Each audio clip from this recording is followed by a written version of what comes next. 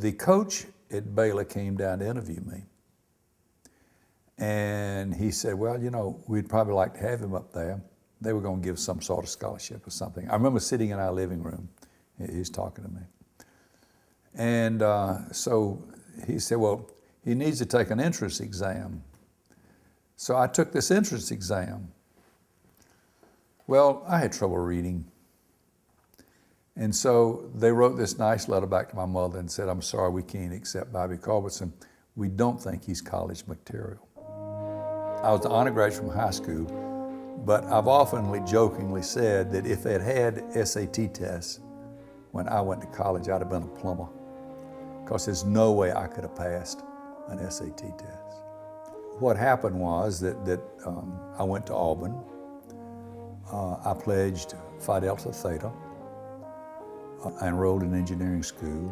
I remember quite a few of my pledge mates, pledge brothers, had gone to Baylor, and I was determined to beat them. I was determined to beat them, and I did. You know, for the most part, I made much better grades than they did. I worked my ass off, though. I was a hard worker. I went as what was known as a contract Navy student, and then my daddy lost his business and so forth, and so I applied to be transferred over to a regular Navy officer. And I qualified for it my sophomore year. So for my sophomore, junior, and senior year, the Navy paid all my tuition, all my books, and gave me, I think, $50 a month, something like that. Contract student was just like NROTC. You just win the Navy. A regular student meant that every summer I went away on cruises. My first cruise was on the USS Wisconsin. In fact, I still have on my keys my dog tags. I went to Edinburgh, London, Lisbon, Portugal, and then on back down to Guantanamo Bay, Cuba. That was my freshman cruise. And when I got out, I got a regular commission, so I had a regular commission in the Navy. As compared to everyone else, I had a reserve commission. But back then the draft was going on. All the boys, for the most part, you were either disqualified for being 4F, like my brother had a bad shoulder, so he was 4F, or else you went in the military. You had to do something else, you were going to get drafted. I think I was always kind of enamored with the Navy.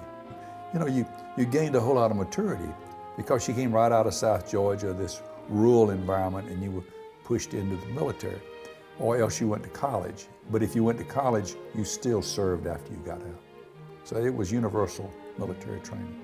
My college years, I had 4 wonderful, hard-working years in college, and I had a lot of success in college.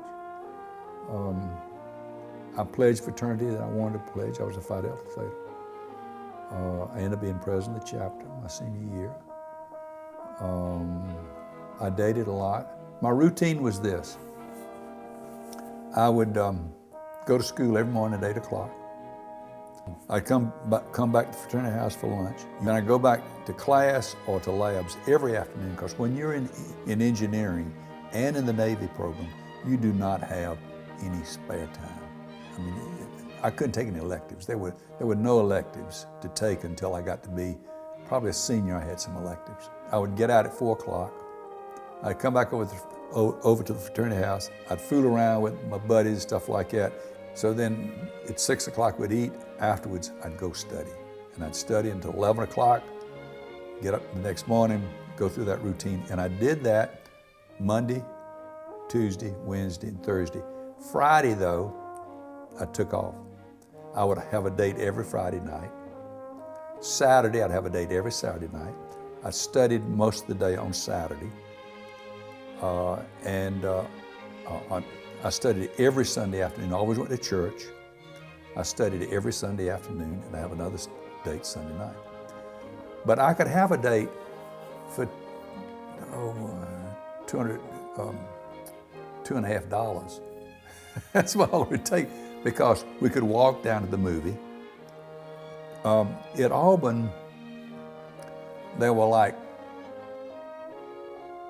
like 6,000 boys and 1,000 girls.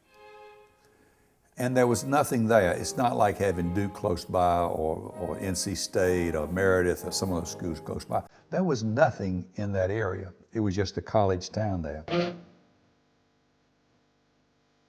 It was during the big band era, and Auburn had a fabulous big orchestra, dance orchestra.